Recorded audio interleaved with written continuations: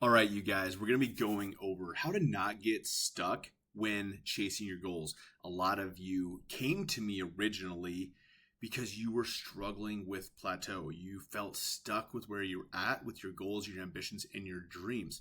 And so, as we move along accomplishing those, we also want to strategize the best ways so you don't actually get stuck. And these are things that I've used for years, since 2011 when I started training people to help them be the most successful they can be.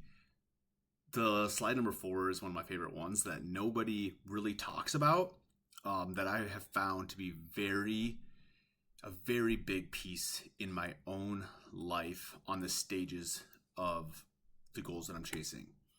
So let's get into this a little deeper here. Okay, so you must get this is number 1. You must get insanely clear on your why. And you've all heard this, like, okay, what's your why? But no, I'm most of you are being way too surface level, and even I was being way too surface level, and I have to check myself continually with the way I think about this, because I thought I was being deep on this, and someone called me out and called what I was doing, my why, very surface level, and I was like, I don't understand how that's surface level. But then I sat with it for a week and I realized that it really was, that I can go deeper. So we can always go deeper into the why it is of what you're actually trying to accomplish. And so no surface level BS on this. We have to go deep if we want to make it through this process, because accomplishing your goals, accomplishing your dreams is not easy. Most people do not do it. Most people get to the end of their life and have regret of a lot of things that they did not do and they did not accomplish. And we do not want that. So one of the ways that we can really establish our why is you need to sit down, and I suggest doing it right now. So pause the video for a second and sit down and write down what happens when you accomplish your goals. And again, no surface level BS of like, oh, I'm happier and, well, I can fit into better jeans. Like, no.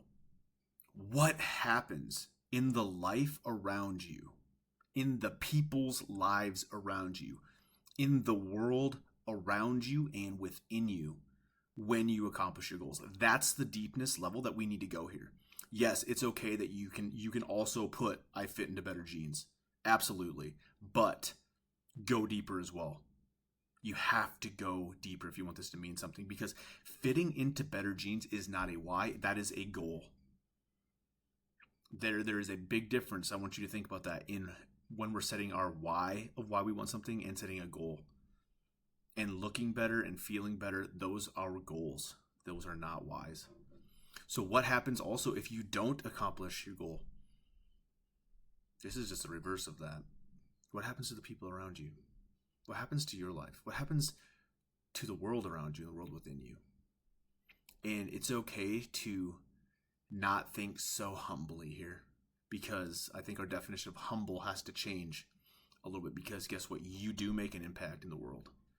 And so when you're not acknowledging those impacts because you want to remain humble, nobody else is going to see this. So you can write whatever you want here. And I very much empower you to do so. So take some time and let's dive into that, because you have to be insanely clear on your why if you want to get there.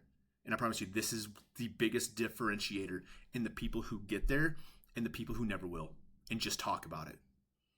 Let's be extremely clear on this. So number 2 is, once you get extremely clear on your why and you have set your goal, you already know your goal. All of you know your goal. The why is much different. A lot of you don't know your why. But all of you know your goal. So once we have all that in place, we can reverse engineer from there. So you have your starting point of accomplishment and work backwards. So if your goal is to lose 100 pounds, you actually start at, if you're 300 pounds, you want to be 200 pounds, we start at the 200 pound mark and go from there. So what did we do in order to lose that 100 pounds? Let's say you're giving yourself a 1-year timeline to this. We have 1 year. So we start breaking it down in pieces. So we know, hey, this first quarter, we could break it down into quarters. Okay, the first 3 months, I'm probably going to have a bigger weight loss. And we're like, okay, I'm going to lose 35 pounds in the first 4 months. Okay, so we can start breaking this down step by step. Because if you wake up every day and say, I need to lose 100 pounds, that's going to be very overwhelming to you on the first thought when you wake up in the morning. You cannot eat an elephant in an entire bite. And so we have to really start breaking things down. And when I'm even going like into quarters, then I go into breaking down that quarter into the first month of the quarter, the first week of the quarter, that day. And you reverse this down all the way to the day. And this is where we break down even into your week of, hey, this is what time I'm working out on a Monday. This is what time I'm working out on Tuesday. This is the macros I'm eating in order to hit that. But if you don't start with the top piece and work your way down, you're just guessing. And so if it is to lose 35 pounds, then we have to be like, okay, I have 3 months to lose that. I need to lose about 11 and a half pounds, 12 pounds a week or a month. Okay. What do I have to do in a week then? Okay. I gotta lose that 3-ish pounds a week. Okay, well, how many calories is that? What's the deficit I need to be in? Okay, then what's my food intake need to be like to do this? Okay, where are my workouts at? We break it down, and you take an hour here and you sit down and you write that out. Start at the top and you break it down. Once you have the first quarter broken down into the weeks, into the days, then you go into quarter number 2. Okay, in the next 3 months, I'm going to lose 25 pounds. I'm going to lose 30 pounds. And we do this over again. And what we actually do then is every week or 2 weeks or month that goes by, we see what we did, we evaluate, and then we go back and we can make the changes and the adjustments to then the entire strategy.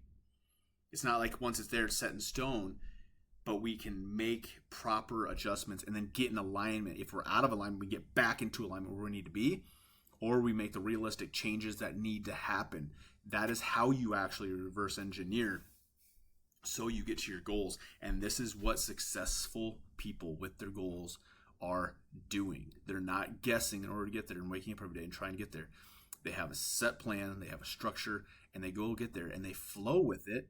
This doesn't mean that they're like married to everything. They flow and they make the adjustments and they change, and they don't judge themselves on it. They give themselves some grace on the realism of life, but they're also real with themselves on what needs to happen in order to accomplish that goal.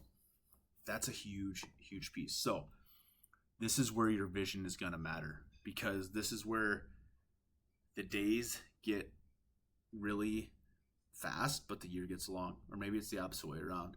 Either way, some days are going to go very, very quickly for you, and it's going to feel like it's taking you a long time to get there. And that's tough. That can be a struggle. And so how you view what you want to accomplish really will determine your level of success. Your vision will really, really matter, especially on the hard weeks, because you're going to have hard weeks along the way. And those hard weeks could be directly in the result you're having towards your goal. The hard weeks could be some things in life happening with your job or with your family, or some loved ones pass away, whatever that is. There's going to be hard weeks. And so how we view our vision, how we view ourselves, and how this matters will determine your success. How you react to that adversity is up to you. When you feel like you're not where you want to be, and you want to be somewhere else, that should be, I should be here by now, is all make-believe. It's not reality. Your only reality is where you are in this current moment. So every should be is a made-up thing in your head. I should have accomplished this by now. No, how do you know that? Your only reality is right now.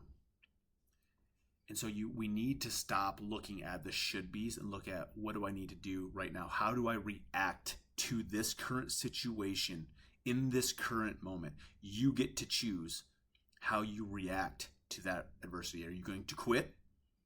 Are you going to go sulk? Are you going to feel bad for yourself? Are you going to go eat a pack of Oreos again and fall off and then get back on next week when I feel better? Or are you going to stop and take some breaths? Slow down and get present in that moment and choose to go further, because you will not go further without having to face some contradiction. In order for us to grow in life and accomplish these things, we actually have to face what we say we believe and face the contradiction of that to prove that that's a belief, that's a reality in my life. Otherwise, you're only thinking I believe something. I think I believe this. It's just then a thought. It's not a true belief yet that's been solidified. And I actually see it as a belief will move into a knowing through experience. Beliefs turn into knowing when you actually have the experience. If you haven't experienced it, then it's just a belief. But when you've experienced something and you face the adversity, you face the contradiction in that, and you saw it through, then it's a knowing because you lived it through experience. That is why our vision matters. That's why it's important that we move through things through experience and not just head knowledge. That is going to matter so much. And this ties all the way back to why we set our whys. We have to have the vision of our why. That's why the deepness, no surface level BS matters. Slide number 1 connects to slide number 3. Okay? We set our why, we get very deep because the vision of that matters when we're going through the adversity, when we meet the contradiction. Okay? And this is a key one, you guys, that nobody talks about. We have to adequately celebrate every single time. This could be daily. This could be weekly. Every time you reach a goal, every time you do something that you're proud of, you celebrate each win adequately as to be burning down the bridge of who you were to who you are now, moving into who you truly are. Who you truly are. Burn that bridge down. Celebrate burning that bridge. Every time you celebrate, that's burning that bridge down of the old you. You can no longer go back. Envision that in your head real quick. You just accomplished this goal. You're now over here on the right. Your old self is back here on the left, and there's a bridge. And when you celebrate, it's destroying that bridge and it's burning it, so you can't go back. It's only ever moving forward. You get to choose how that celebration looks like. You get to choose how often that is. I suggest it's more often than you think it is. This goes back into the being humble thing where we don't think we deserve certain things. You do deserve it. You do deserve to celebrate decisions, the way you think. When you're thinking differently than what you were before, though, when you're not self-sabotaging yourself anymore, when you believe that you are worthy of success and accomplishing your goals. This really matters. Adequately celebrate yourself. Adequately celebrate the accomplishments you've done. Adequately celebrate. Burn that old bridge down to who you used to be, to who you are now. These are all part of that process, you guys. We have to have patience through this because it works. You have to have patience through it all, though. All of these men here, you guys, are all currently working with me as well. Have been with me a long time. Some of these guys have been with me a long time and have all gone through this process and are still utilizing these things to go through these processes. Jason has lost like around 160 pounds. He's dealt with multiple injuries. He tore his bicep a few years ago at work and has had multiple different things and has dealt with a lot of adversity and where he wants to be compared to where he thought he should be in that moment. He is a great example, and I would suggest anybody to I'll probably bring him on more for a call like this or something because he's amazing. Dusty has worked with me many times over the years, and the growth that he's had from a couple of the times in the past where he's worked with me and then to now, the growth in his mind through these processes has been amazing. And see what he's doing now, the way he's thinking. Same with Brennan. Brennan's going through a lot of this process of reshaping and reframing the way that he thinks about his success and things, and it's yielding him a wonderful success in his mind and his body. And same with Rich. Rich hasn't been with me as long, but seeing the way he's even viewing things and working through that process has been outstanding. All of these men have gone through and are going through this method. It's helped them have the success that they're having, and it's going to continue to help them. These are just a few of the hundreds of people this has helped. So take your time with this. Go back and re-listen to this. Take your time with it.